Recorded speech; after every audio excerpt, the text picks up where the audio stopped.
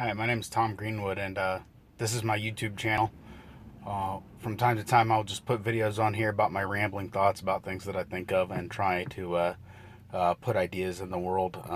These aren't right or wrong, these are just things that I've seen. The first thing that I'm going to talk about is a thing that I think about a lot, which is money, capital M money.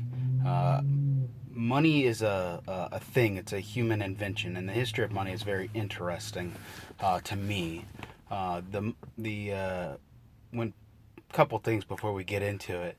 So there's currency, which is what people think of as cash or the credit card or whatever they're using to buy things and sell things, and that's small M money. And then there's big M money, which is the idea of money, the way that money functions, the way it appears to work in the world, and the things that people do with it outside of it functioning just as a currency for day to day actions.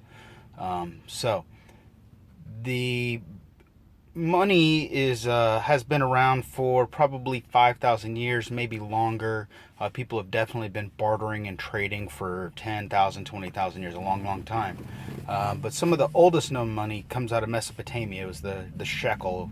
It was an amount of barley. 160 grains of barley was the value of a shekel, and it was a they would put a they would make a clay tablet, and that clay tablet allowed you to get your grain out of the king's granary or the city's granary. And so instead of people walking around and weighing grain all day, they would trade shekels. They would trade this money that had been created, and that allowed for a lot of the commerce to grow out. But originally, money is based on the idea of food. That's where the idea of big M money and also currency itself comes from, is out of food. If there's an earlier instance of it, I couldn't find it. It may exist. And then, so in the minds of people, there's a lot more to the history of money, and I won't get a whole lot into that. But money is tied in the minds of people to food because of the very first instance of it was literally a food substitution for the needs of commerce and for trading. So people are tied to money mentally because to them money equals food.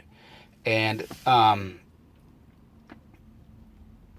so, because it represents food in their mind, they're very attached to it in a way that they might not be attached to other things, not in the same way. It represents a kind of certainty to them, and it's very important to their well being.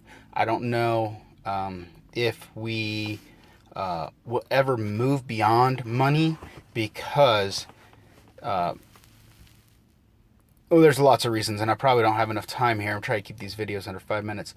But money is tied in the minds of men to food, and to get them to get rid of money is to get them to get rid of the idea of being able to store up food. And people are terrified of being hungry, of famine and stuff like that.